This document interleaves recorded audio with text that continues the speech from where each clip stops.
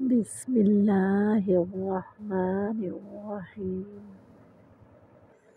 ایسے کون سے 3 عمل ہیں جو میاں بیوی کے کرنے سے گھر میں پریشانیاں آتی ہیں؟ اس بارے میں حضرت علی رضی اللہ تعالیٰ عنہ کا فرمان سنیے اور اس ویڈیو کو آخر تک ضرور دیکھیے گا۔ میاں بیوی کے 3 کام گھر میں غربت لاتے ہیں۔ یہ 3 کام کبھی مت کرنا، اگر کرو گے تو یاد رکھنا، غربت کا سمندر تمہارے گھروں کو ڈبو کر رکھ دے گا۔ تم لوگ غربت کی دلدل میں پھنستے چلے جاؤ گے، پریشانیوں اور مصیبتوں کی دلدل میں دھنس جاؤ گے، اس طرح دھسو گے کہ کوئی راستہ ہی نہیں ملے گا۔ آخر وہ 3 کام ہیں کون کون سے کہ جن کے کرنے سے انسان تنگ ہو جاتا ہے؟ انسان مصیبتوں اور مختلف بیماریوں میں مبتلا رہتا ہے۔ سونے کی اینٹوں سے بنایا ہوا گھر جہنم کے گھروں میں سے ایک گھڑا بن جاتا ہے۔ آخر میاں بیوی کے وہ 3 کام ہیں کون کون سے؟ آئیے حضرت علی رضی اللہ تعالیٰ عنہ سے جانتے ہیں کہ وہ 3 کام خطرناک کام کون کون سے ہیں۔ ایک شخص بڑی دور سے حضرت علی رضی اللہ تعالیٰ عنہ کے پیچھے نماز پڑھنے آتا تھا۔ ایک مرتبہ وہ اچانک غائب ہو گیا، اچانک کہیں چلا گیا اور یہ معلوم نہیں کہاں گیا۔ کچھ دن بعد حضرت علی رضی اللہ تعالیٰ عنہ کہیں لمبے سفر کو گئے، واپسی پر آپ تھکے ہوئے تھے۔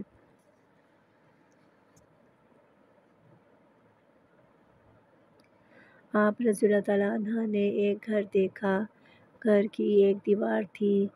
اسی راستے پر آپ رضی اللہ تعالیٰ عنہ گھوڑے سے نیچے اترے، دیوار کے ساتھ ٹیک لگا کر بیٹھ گئے۔ جیسے ہی آپ رضی اللہ تعالیٰ عنہ دیوار کے ساتھ ٹیک لگا کر بیٹھے، آپ رضی اللہ تعالیٰ عنہ نے سنا، اس گھر سے ایک عورت کے رونے کی آواز آ رہی ہے۔ اس کا شوہر اسے مارتا چلا جا رہا ہے، ڈانٹتا چلا جا رہا ہے، گالی گلوچ کر رہا ہے، طعنے دے رہا ہے کہ او بدبخت، جب سے تو میرے گھر میں آئی ہے میں غریب ہو گیا ہوں، جب سے تو میرے گھر میں آئی ہے تنگیوں کو ساتھ لائی ہے، پریشانیوں کو ساتھ لے کر آئی ہے، امیری کے جنازے نکل کے اور غربت عروج پر آ گئی۔ تو میرے لیے قیامت بن کر آئی تھی، تو میرے لیے عذاب بن کر آئی تھی۔ بیوی آگے سے رو رہی ہے۔ حضرت علی رضی اللہ تعالیٰ عنہ نے جب سنا، آپ اٹھے، ان کے گھر کا دروازہ کھٹکھٹایا، وہ شخص باہر نکلا تو دیکھ کر پتہ چلا یہ اسی شخص کا گھر ہے جو میرے پیچھے نماز پڑھتا تھا اور اچانک غائب ہو گیا تھا۔ حضرت علی رضی اللہ تعالیٰ عنہ نے فرمایا، اپنی بیوی کو لے کر آؤ۔ اس کی بیوی آ گئی، دونوں سامنے کھڑے ہیں۔ اب حضرت علی رضی اللہ تعالیٰ عنہ نے فرمایا، یہ بتا بیوی کو کیوں ڈانٹ رہا ہے؟ بیوی کو کیوں رلا رہا ہے؟ کیوں تڑپا رہا ہے؟ اس نے کہا، یا علی رضی اللہ تعالیٰ عنہ، یہ بدبخت جب سے میرے گھر میں آئی ہے، دوسری عورتیں بچے جنم دیتی ہیں، بچے پیدا کرتی ہیں، اس نے غربت پیدا کی ہے۔ دوسری عورتیں بیٹیاں پیدا کرتی ہیں، رحمت پیدا کرتی ہیں، نعمت پیدا کرتی ہیں۔ اس نے میرے لیے زوال پیدا کیے، اس نے میرے لیے غربت کو پیدا کیا۔ جب سے یہ آئی ہے رزق کے تمام دروازے بند کر دیے گئے ہیں، میں تو دن بدن غریب تر ہوتا چلا جا رہا ہوں۔ اب حضرت علی رضی اللہ تعالیٰ عنہ نے اس کی بیوی سے پوچھا، ایک بات بتا، یہ شخص کب سے تجھے ڈانٹنے لگا ہے، کب سے تجھے مار رہا ہے؟ یہ سن کر وہ عورت رونے لگی۔ عورت کی آنکھوں سے بے ساختہ آنسو نکل گئے۔ عورت رو کر کہنے لگی، یا امیر المومنین رضی اللہ تعالیٰ عنہ، جب سے میں اس گھر میں آئی ہوں، مجھے ایسا لگتا ہے کہ میں گھر میں نہیں آئی بلکہ جہنم میں آئی ہوں۔ مجھے ایسا لگتا ہے جیسے جیتے جی اللہ نے مجھے جہنم میں پھینک دیا ہو۔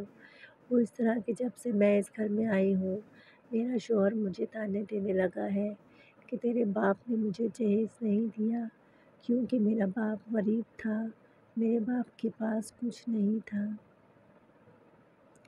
شادی سے پہلے تو یہ کہتا تھا مجھے کچھ نہ دو، میں نے کچھ نہیں لینا، اور اب جب بیاہ کر لے کر آیا تو پھر مجھے تانے دینے لگا، تیرے باپ نے تو کچھ نہیں دیا، یہ چارپائی میری، یہ بستر میرا، یہ گھر میرا، سب کچھ میرا ہے، تیرا ہے کیا؟ مجھے تانے دینے لگا اور غیر عورتوں کے سامنے مجھے بے عزت کرتا ہے،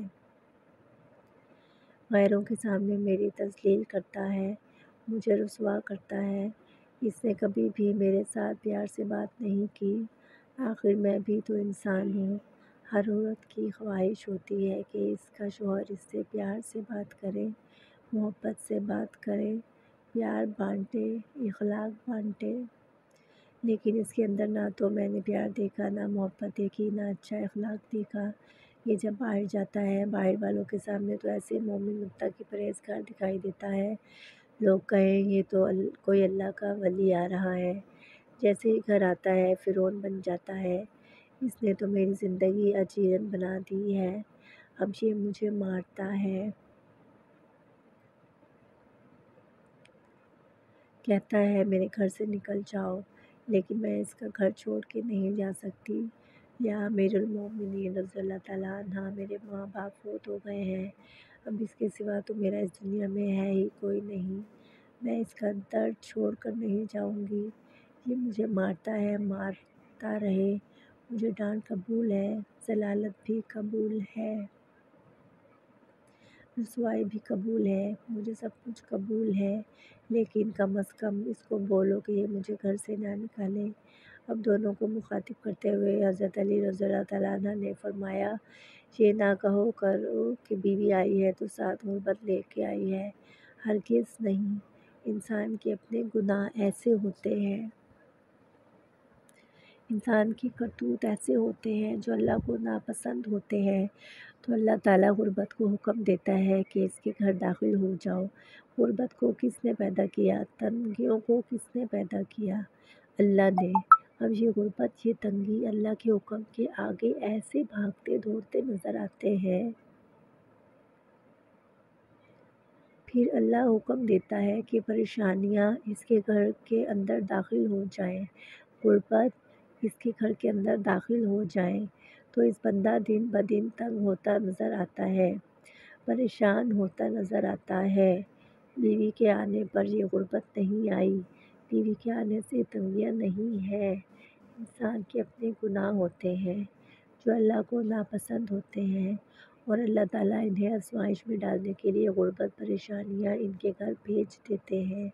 حضرت علی رضی اللہ تعالیٰ عنہ نے فرمایا، میاں بیوی کے 3 کام گھر میں غربت لاتے ہیں، یہ 3 کام کبھی بھول کر بھی نہ کرنا۔ دونوں نے پوچھا، یا علی رضی اللہ تعالیٰ عنہ، وہ 3 خطرناک کام کون سے ہیں؟